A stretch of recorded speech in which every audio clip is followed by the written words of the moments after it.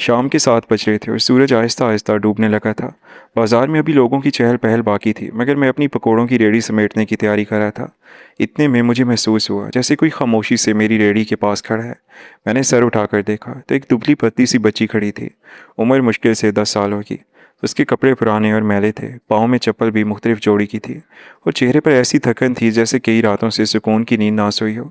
वो कुछ लम्हे खामोश रही, फिर धीरे से बोली, अंकल मुझे बहुत भूख लगी है, क्या आप मुझे कुछ खाने को दे सकते हैं? उसकी आवाज़ में ऐसी बेबसी थी कि मेरा दिल भर आया। मैंने फ़ौरन ताज़ा गर्म पकोड़े प्लेट में डाले, साथ 2 रोटियां रखी और उसके सामने कर दी। वो घबरा कर पीछे हट गई। मेरे पास पैसे नहीं हैं।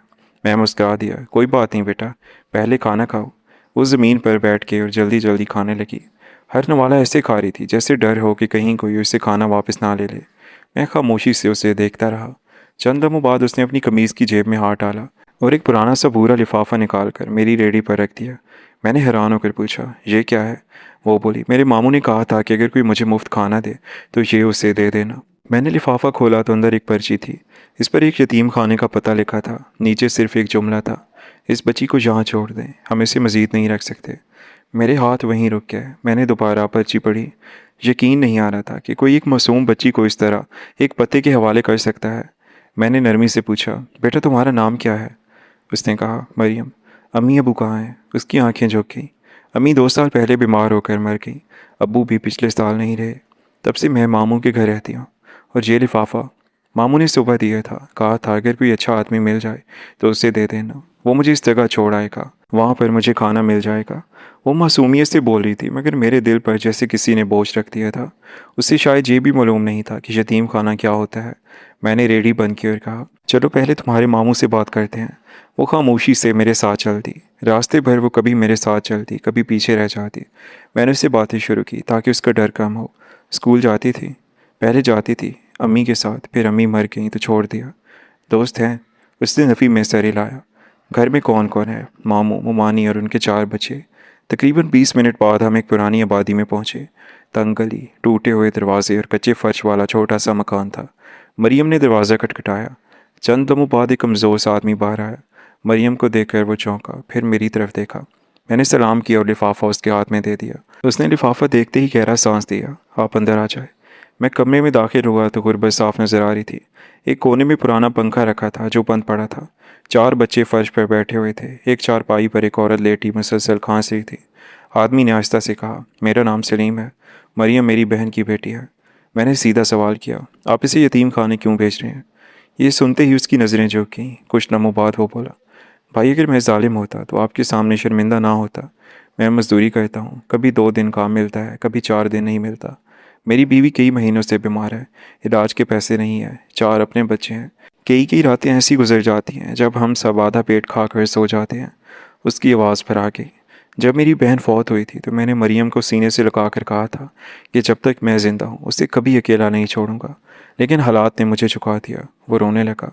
मैंने बहुत कोशिश की, लोगों से कर्ज लिया, इजाफी काम किया, मगर अब घर का किराया भी बाकी है। मालिक मकान रोज़ धमकी देता है, अगर मरियम यहाँ रही तो वो भी भूखी रहेगी। मैं चाहता हूँ कि कम अज़ कम इसे 2 वक्त की रोटी और पढ़ाई तो मिल जाए। मैं खामोशी से उसकी बात सुनता रहा। इतने में चारपाई पर लेटी उसकी बीवी बोली, भाई हमें बुरा मत समझना, मरियम हमें अपनी बेटी जैसी अजीज़ है, लेकिन मैं खुद महीनों से बीमार हूँ, दवाएं भी उधार पर चल रही हैं। अगर हमारे पास गुंजाइश होती तो हम इसे कभी ना बेचते। मैंने मरियम की तरफ देखा। वो एक कोने में खामोश खड़ी थी। शायद पहली बार उसे एहसास हुआ था कि मामू उसे नफ़रत की वजह से नहीं बल्कि मजबूरी की वजह से भेज रहे हैं। मैंने सलीम से कहा, अगर मैं तुमसे 1 हफ्ते की मोहलत मांगूँ तो? वो हैरत से मेरी तरफ देखने लगा। किस लिए? मैं नहीं जानता क्या होगा, मगर इतना जानता हूँ कि एक बच्ची को सिर्फ गुर्बत की वजह से घर से अलग होते नहीं देख सकता। पहले मैं अपनी तरफ से कोशिश करता हूँ, अगर कोई रास्ता ना निकला तो फिर बैठकर फैसला करेंगे। सलीम ने बेबसी से कहा, भाई अगर अल्लाह ताला ने कोई रास्ता निकाल दिया तो मुझसे ज़्यादा खुश कोई नहीं होगा। मैं आज भी उसे अपने बच्चों से अलग नहीं समझता। मैंने मरियम के सर पर हाथ रखा और दिल ही दिल में फ़ैसला कर लिया कि जब तक मेरी सांस चल रही है मैं इस मासूम बच्ची को यूं बेसहारा नहीं होने दूंगा। अगली सुबह मेरी ज़िंदगी का मकसद सिर्फ पकोड़े बेचना नहीं बल्कि एक बच्ची का घर बचाना होगा। अगली सुबह मैं सीधा अपने एक पुराने दोस्त के पास गया। वो सोशल मीडिया पर काफ़ी मुतहरिक था और लोगों की फलाह के कामों में बढ़ चढ़ कर हिस्सा लेता था। मैंने उसे शुरू से आखिर तक पूरी बात सुनाई। वो भी चंद लम्हों के लिए खामोश हो गया। फिर उसने कहा, अगर लोग इस ख़ानदान की असल हालत देख लें तो ज़रूर मदद करेंगे। मैं पहले तो हिचकिचाया क्योंकि मैं किसी की गुर्बत को तमाशा नहीं बनाना चाहता था, मगर उसने यकीन दिलाया कि किसी की इज़्ज़त मजरूह किए बगैर सिर्फ उनकी मजबूरी दुनिया के सामने रखी जाएगी। हम दोनों सलीम के घर पहुँचे, उसे इजाज़त दी और एक मुख्तसर सी वीडियो बनाई। वीडियो में सलीम ने रोते हुए सिर्फ इतना कहा कि वो अपनी भांजी से बेहद मोहब्बत करता है, मगर गुर्बत ने उसे मजबूर कर दिया है। मरियम खामोशी से एक कोने में बैठी थी। मेरे दोस्त ने वीडियो के आखिर में लोगों से अपील की कि अगर कोई इस बच्ची और इसके ख़ानदान की मदद करना चाहता है तो स्क्रीन पर मौजूद मेरे बैंक अकाउंट में अपनी इस्तात के मुताबिक रकम भेज सकता है। उसने वीडियो अपने तमाम सोशल मीडिया अकाउंट्स पर शेयर कर दी। हमें हरगिज़ अंदाज़ा नहीं था कि चंद ही घंटों में वो वीडियो हज़ारों लोगों तक पहुँच जाएगी। शाम तक लाखों अफराद उसे देख चुके थे। अगले दिन तो जैसे फ़ोन रुकने का नाम ही नहीं ले रहे थे। पाकिस्तान के मुख्तलिफ शहरों से लोग रब्ता कर रहे थे, लेकिन सबसे ज़्यादा पैगामात और कॉलें बैरून मुल्क मुकीम पाकिस्तानियों की तरफ से आ रही थी। सऊदी अरब, मुत्तहिदा अरब इमारात, कतर, ओमान, बरतानिया, कनाडा और दीगर ममालिक में रहने वाले पाकिस्तानियों ने बढ़ चढ़ कर मदद की। किसी ने 10,000 रुपये भेजे, किसी ने 50,000, किसी ने 1 लाख और किसी ने इससे भी ज़्यादा रकम मेरे अकाउंट में मुंतकिल कर दी। सिर्फ 2 दिन में इतनी रकम जमा हो गई कि मुझे खुद यकीन नहीं आ रहा था। इसी दौरान एक मरूफ डॉक्टर ने वीडियो देकर रब्ता किया। उसने कहा, सलीम की बीवी को मेरे हॉस्पिटल ले आएँ, उसके तमाम टेस्ट, दवाएँ और इलाज मेरी तरफ से होगा। मैंने फ़ौरन सलीम को ये खुशखबरी सुनाई तो उसकी आंखों से आंसू बहने लगे। उधर एक पाकिस्तानी खातून जो कई सालों से ऑस्ट्रेलिया में मुकीम थी, उन्होंने पैगाम भेजा कि वो मरियम की तालीम का मुकम्मल खर्च उठाएंगी, चाहे वो जितनी भी पढ़ना चाहे। एक और साहब ने हर माह राशन भिजवाने की जिम्मेदारी ले ली। किसी ने बच्चों के कपड़े भेजे, किसी ने बिस्तर, किसी ने पंखा और किसी ने घर के लिए ज़रूरी सामान खरीद कर पहुँचा दिया।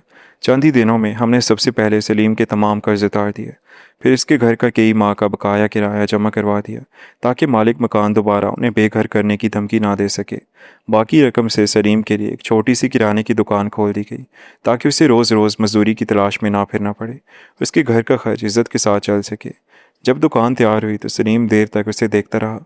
उसके होंठ कांप रहे थे। वो मेरे गले लगकर बच्चों की तरह रोने लगा और बार बार यही कहता रहा। मैंने कभी नहीं सोचा था कि अल्लाह ताला मेरी मदद इस तरह करेगा।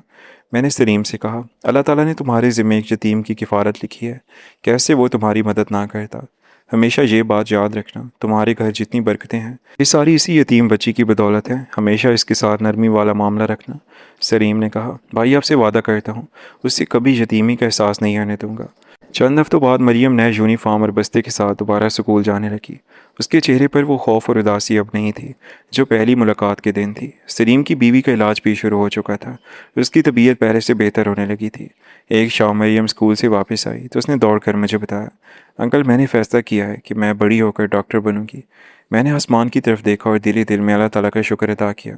उस दिन मुझे एहसास हुआ कि मैंने मरियम को सिर्फ एक प्लेट पकोड़े नहीं खिलाए थे, बल्कि अल्लाह ताला ने इसी मामूली सी नेकी को एक पूरे ख़ानदान की ज़िंदगी बदलने का ज़रिया बना दिया था।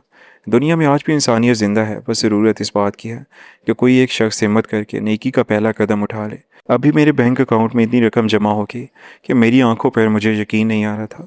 मैं बार बार अकाउंट चेक करता और फिर अल्लाह ताला का शुक्र अदा करता। मैंने बरसों तक पकौड़ों की रेडी लगाकर मेहनत की थी। सुबह से रात तक गर्मी, सर्दी और बारिश में खड़ा रहता था, मगर इस रकम को देखकर एक लम्हे के लिए भी मेरे अंदर लालच नहीं आया। इतनी रकम शायद मैं कई साल मेहनत करने के बाद भी जमा ना कर पाता, जितनी सिर्फ एक वीडियो के ज़रिए चंद दिनों में जमा हो गई थी। मगर ये रकम मरियम की इमानत थी। मैं इसकी कफ़ील तक पहुँचता था। उस दिन मुझे एहसास हुआ कि लोग सोशल मीडिया को सिर्फ वक्त का ज़िया या बुराई का ज़रिया समझते हैं, लेकिन अगर इसे अच्छे मकसद के लिए इस्तेमाल किया जाए तो यही सोशल मीडिया किसी की ज़िंदगी बदलने का सबब भी बन सकता है। इसी एक वीडियो ने ना सिर्फ मरियम का मुस्तकबिल महफूज कर दिया, बल्कि एक पूरे ख़ानदान को नई ज़िंदगी दे दी। बैरून मुल्क मुकीम पाकिस्तानियों ने जिस मोहब्बत और खुलूस से मदद की वो मेरे लिए नाकाबिल यकीन था। कोई रकम भेज रहा था, कोई राशन की जिम्मेदारी ले रहा था, किसी ने सलीम की बीमार बीवी की मुकम्मल मुफ्त इलाज का वादा किया, जबकि एक साहब ने मरियम की तालीम का पूरा खर्च उठाने की जिम्मेदारी अपने सर ले ली। हर गुजरते दिन के साथ उम्मीद बढ़ती जा रही थी और परेशानियां कम होती जा रही थी। मैंने दिल ही दिल में सोचा कि अगर मेरा दोस्त इस वीडियो को सोशल मीडिया पर ना डालता तो शायद मरियम उस वक्त किसी यतीम खाने में होती। उस दिन मुझे यकीन हो गया कि हर चीज़ का अच्छा और बुरा इस्तेमाल इंसान के अपने हाथ में होता है। अगर नीयत साफ़ और मकसद किसी ज़रूरतमंद की मदद करना हो तो यही सोशल मीडिया हज़ारों मील दूर बैठे इंसानों के दिलों को भी जोड़ देता है और एक मामूली सी कोशिश किसी बेसहारा ख़ानदान की पूरी ज़िंदगी बदल सकती है। अगर आपको कहानी अच्छी लगी हो तो वीडियो को लाइक और चैनल को सब्सक्राइब करें, फिर इसे अपने दोस्तों के साथ शेयर ज़रूर करें। आपसे मुलाकात होगी कल एक नई और इंटरेस्टिंग स्टोरी के साथ। तब तक के लिए अपने ख्याल रखिएगा। अल्लाह हाफ़िज़।